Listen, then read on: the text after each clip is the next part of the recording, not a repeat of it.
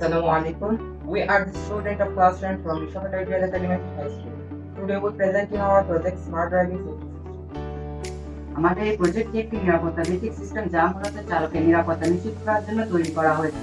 সম্প্রতি আমাদের দেশের বিভিন্ন জায়গায় সড়ক দুর্ঘটনা দ্রুত বৃদ্ধি পেয়েছে, যার মূল কারণ হলো চালকের অসচেতনতা। চালকের এই অসচেতনতার কারণে চালকরা তো মৃত্যুবরণ করছে এবং তার উপর নির্ভরশীল সকল যাত্রীরাও কিন্তু মারা পড়ছে।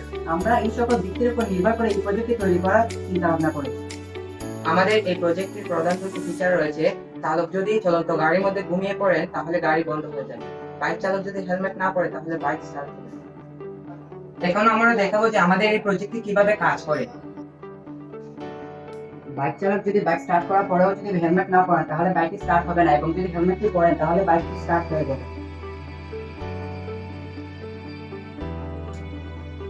গাড়ি চালক যদি চলন্ত গাড়ির মধ্যে ঘুমিয়ে থাকে তাহলে গাড়ি চালু হবে না, কিন্তু যদি সজাগ থাকে তাহলে গাড়ি স্টার্ট হবে।